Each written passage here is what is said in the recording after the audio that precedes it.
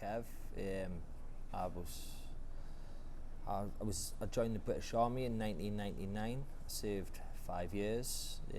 Left in 2004 due to a snapped ankle medical discharge.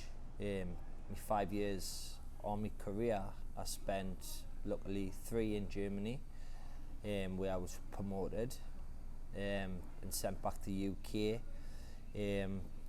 after serving in Iraq with the Queen's Dragoon Guards. After leaving the army in 2004, I took over my brother, who'd been looking after my mum.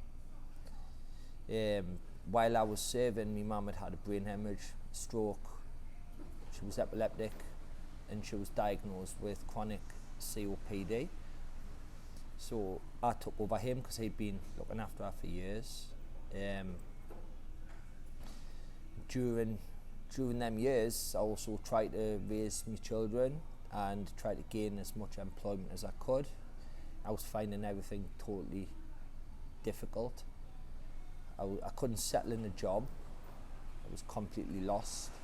I didn't have that structure that I thought that I would have in the military. It was hard. I found it really hard at times. So I sought the bottle. I was partying a lot. I just couldn't settle, do anything. Slowly, depression started kicking in, but I just thought that was life. I didn't realise that I would later one day be diagnosed with PTSD and anxiety problems. The more I was partying, the more I was drinking, the more I wasn't stepping up to the plate as a father, and my life was just spiralling out of control. It got to the point 10 years later where enough had been enough. I'd been kicked out of my mum's home.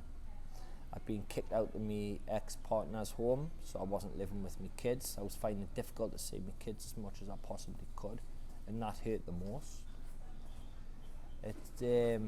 It all got to the point 11 months ago where I parked a car up on the edge of a cliff top, and I was minutes away from driving over the edge. I'd had enough. I didn't know what was going on. I was scared to go to the doctors and speak to anybody. I didn't think I had anybody I could actually talk to, which was scary, really scary. That day, when I obviously thought about it, I had thought about it a few times before that, but something stopped us. That day, my friend came down to Mawson Cliffs, where it was in South Shields, knocked on the car window, realised, pulled us out of the car, put us in his van, and took us to the hospital. Yeah, I was a wreck. I couldn't speak, couldn't look at anybody.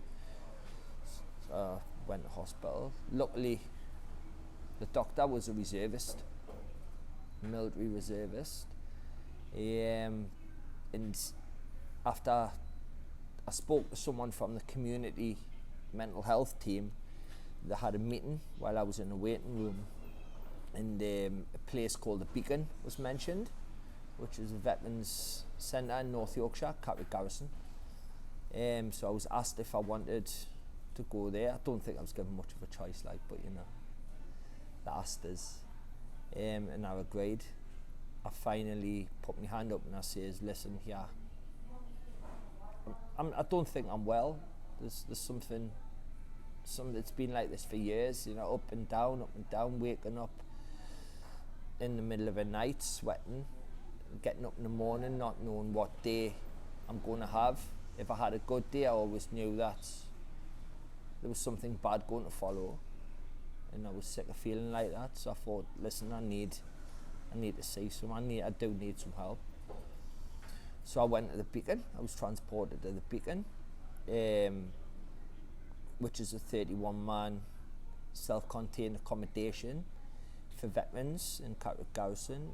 I was there for a couple of days, settling in period. Then I was introduced to a lady called Leslie Swales, who works for Walking with the Wounded. And since then, life's getting better. I'm starting to find a purpose about myself. How has Walking with the Wounded supported you to be in the position that you are now? Amazingly.